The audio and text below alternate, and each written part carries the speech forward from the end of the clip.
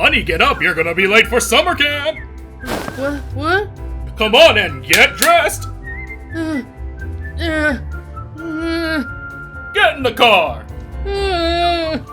Alright, honey, your Lunchables and things are inside your backpack. Have a great day! Wait a minute.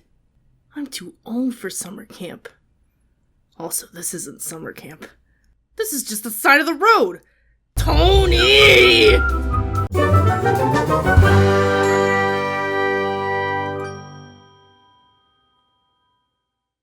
Hello, everyone. It's Comic Maker here. While I wait for Tony to pick me up, let's have a graphic novel review bonanza because we'll be looking at 5 different graphic novels that are themed around summer. Since we'll be looking at multiple books instead of one, there'll be a couple changes to my usual graphic novel review videos. For this, I won't be doing a full page drawing based on each book, and I also won't be talking about spoilers. I'll basically be talking about the basic plot, the artwork, and if I recommend the book or not. So without further ado, let's get reading. Be Prepared by Vera Brosgol and published by First Second. The very first graphic novel I ever reviewed on this channel was Anya's Ghost, which is by the same artist actually, so when I saw this book come out, I bought it immediately. Both books seem to touch on similar feelings of being Russian and living in a new place, experiencing feelings of loneliness and fear of being outcasted. But while Anya's Ghost was wonderful and moody and gray, Be Prepared brings us right into the lush green of the outdoors. The panels are all the same color, which gives the entire comic a really cohesive look. Our main character Vera has always felt like she doesn't fit into North American traditions, try as she might. But when the opportunity comes for her to attend a Russian summer camp, she jumps at the chance, hoping to find people who are just like her. But she quickly realizes that summer camp isn't at all what she expected, and she wants to get out just as quickly as she got in. She learns some valuable lessons during summer camp, and through the entire book, you're really rooting for her to try to turn her summer around. I really enjoyed this book. While I have to say that Anya's Ghost is still my favorite out of the two, there are a lot of things about this one that made it enjoyable. This book is rated for ages 10 to 14, but if you have spent any time in a summer camp, then I think it will definitely be a great read for any age. Or, if anything, adults will be able to find some good conversations here with their kids. Sincerely Harriet by Sarah Searle and printed by Graphic Universe. Harriet and her family just moved to Chicago in the midst of a summer heat wave. While her parents work, Harriet has to spend her summer reading alone in her apartment. Having just moved, she has no friends, and school doesn't start for another whole month. So what's a Harriet to do? Well, she isn't sure either. Without giving too much away, Harriet doesn't seem too trusting of other people and tends to lie when confronted. But the sweet landlady Pearl makes Harriet think about things she would normally try to avoid, especially when it comes to her health. Harriet's well-being plays a big part in her actions throughout the book, and I don't want to give anything away, but I believe this book is made for more than just 9 to 14-year-olds. When it comes to disabilities, and more specifically people with invisible disabilities, not only does this story bring awareness to it, but it also honors those with chronic illnesses. While it isn't always an adventurous summer, it is definitely one that lingered in my mind far after reading it initially. If you or someone you know has a disability, I recommend giving this one a read. Brain Camp, written by Susan Kim, Laurence, Klavan, and illustrated by one of my favorites, Erin Hicks, and published by Square Fish.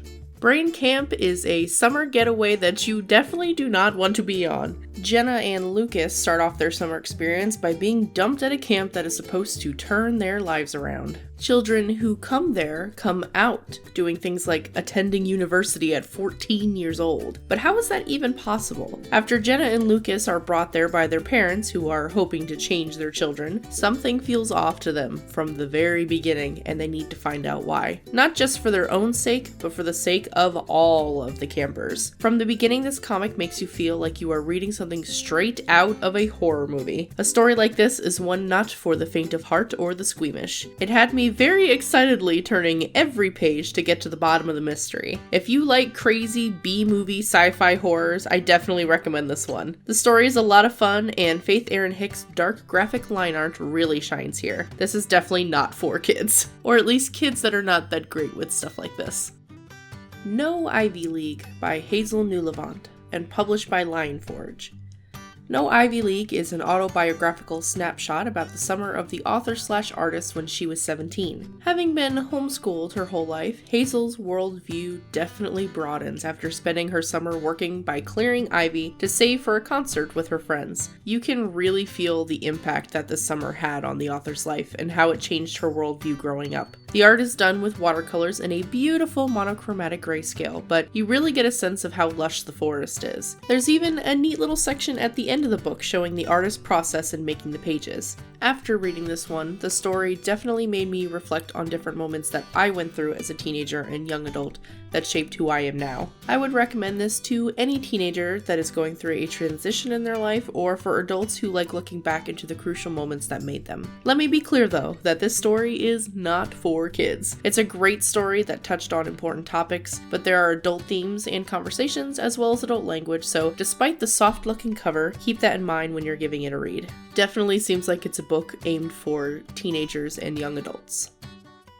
This One Summer by Jillian Tamaki and Mariko Tamaki, and published by First Second. And finally, we are on to the Golden Book of Summer, the beautiful and award-winning graphic novel called This One Summer. If you are a big fan of graphic novels like me, and you haven't heard of this one, or recognize the cover at least, then you might be living under a rock, because this book gets talked about a lot. The story is about Rose and her family, who are taking their annual summer trip to Owago Beach. Only, this trip doesn't quite feel like the other ones. This time, Rose's parents don't seem to be on good terms after her mother stopped trying to have another baby. There seems to be more to the story than she knows of initially, but as the summer unfolds, tempers begin to flare in their summer house. But it's not all hostile. Rose spends her summers hanging with Wendy, a local girl who is a little bit younger than her. The two of them spend their summer catching up, watching horror movies, eating snacks, dancing, and eavesdropping on the drama of the local teenagers. Why does everything in Rose's life right now have to circle around babies? This summer is not turning out to be as fun as Rose had hoped. Cousins Jillian and Mariko Tamaki make such an incredible storytelling team. This comic really gives the readers a chance to breathe by letting the quiet moments sit longer, and gives the readers visuals to help them easily transition to the next scene. The art in this book is just breathtaking as well. There are moments where the characters are so expressive and the details of the beach town feel so real. But some of my favorite moments are when Jillian Tamaki draws little details to focus on, like a pile of rocks, or a wave from the ocean, or a character popping out of the sea. This book definitely has mature themes in it, so I can understand why the age range is from 12 to 18. But there are also lots of moments that can become great discussion topics for families with young adults. It's such a beautifully done book that I highly recommend. Look at all these drawings. Everyone sure looks super freaking sad. I want to tell them, come on, be happy, it's summer! But I'm feeling kind of sad now, actually, since my husband left me at summer camp. But that's it for the books this week. What did you guys think? Do you like this format where I review multiple books, or would you rather me tackle one book at a time like I normally do? Also, what books have you been reading this summer? Let me know in the comments down below. But as Comic Maker, what if I don't have a reading list? Are there other books besides ones about summer that I can read? I am so glad that you asked that, Banana Man. If you want to check out other graphic novel recommendations, I'll leave a playlist here where you can do just that. There's some really good ones on that list too. A lot of them are bigger name books that you can get at your local library if you're interested in checking them out. But I will leave links to all of the artists and authors for these books, as well as places where you can buy those books in the description down below. I've also been getting a lot of questions about supplies I use. All of that stuff will also be there. As always, thank you so much to my amazing patrons for making videos like this possible, and thank you to all of you guys for liking, commenting on, and sharing my videos. I appreciate you all stopping by, and I hope that we can draw together again soon. Bye guys.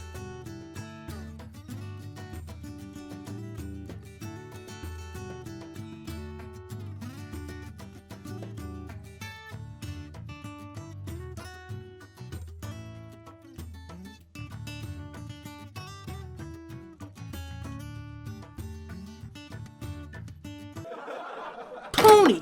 What the hell, man? How was camp? Ah!